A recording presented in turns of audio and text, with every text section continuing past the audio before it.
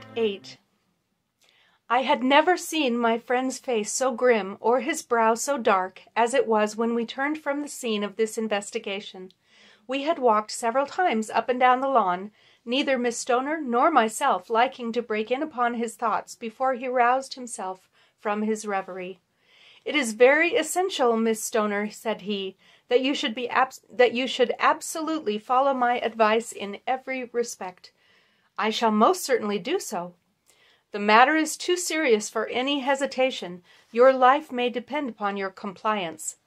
"I assure you that I am in your hands." "In the first place, both my friend and I must spend the night in your room." Both Miss Stoner and I gazed at him in astonishment. "Yes, it must be so. Let me explain. I believe that is a village inn over there?" "Yes, that is the Crown." "Very good. And your window would be visible from there?" "Yes, certainly." "Then you must confine yourself to your rooms on pretense of a headache when your stepfather comes back. Then, when you hear him retire for the night, you must open the shutters of your window, undo the hasp, and put your lamp there as a signal to us, and then withdraw quietly, with everything with which you are likely to want, into the room which you used to occupy. I have no doubt that, in spite of the repairs, you could manage there for one night." "Oh, yes, easily."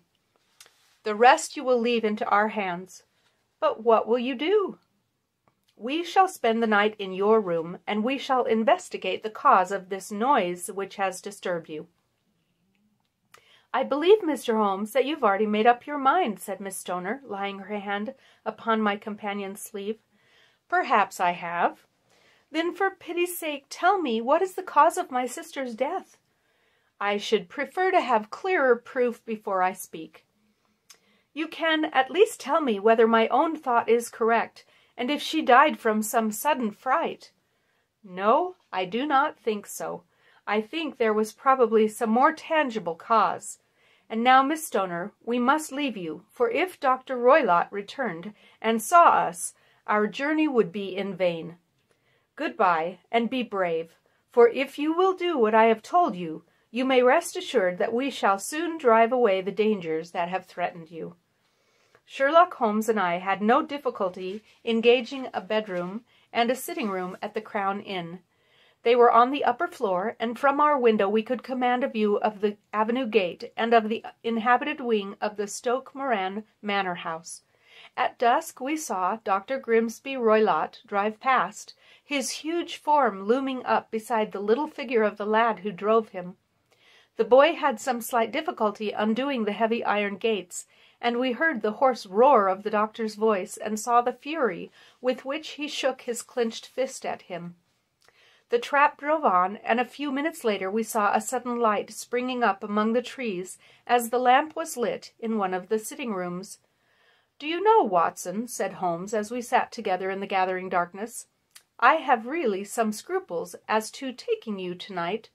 There is a distinct element of danger." "Can I be of assistance?"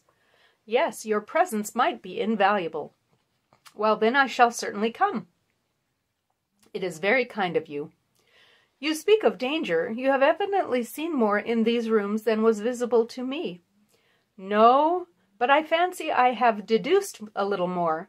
I imagine that you saw all that I did." "I saw nothing remarkable save the bell-rope, and what purpose that could answer, I confess, is more than I can imagine." "You saw the ventilator, too?" "Yes, but I do not think that it is such an unusual thing to have a small opening between two rooms. It was so small that a rat could hardly pass through." "I knew that we should find a ventilator before ever we came to Stoke Manor." "My dear Holmes!" "Oh, yes, I did. You remember in her statement she said that her sister could smell Dr. Roylott's cigar.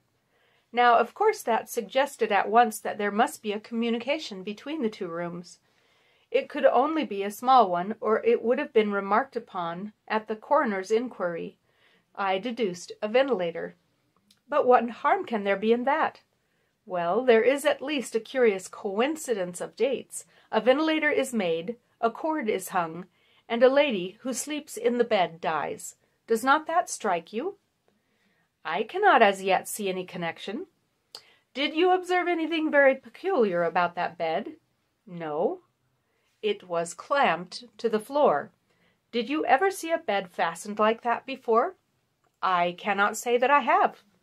The lady could not move her bed. It must always be in the same relative position to the ventilator and to the rope, or so we may call it, since it was clearly never meant for a bell pull. Holmes, I cried, I seem to see dimly what you are hinting at. We are only just in time to prevent some subtle and horrible crime. Subtle enough and horrible enough. When a doctor goes wrong, he is the first of criminals. He has nerve and he has knowledge. Palmer and Pritchard were among the heads of their profession. This man strikes even deeper. But I think, Watson, that we shall be able to strike deeper still. But we shall have horrors enough before the night is over. For goodness' sake, let us have a quiet pipe and turn our minds for a few hours to something more cheerful.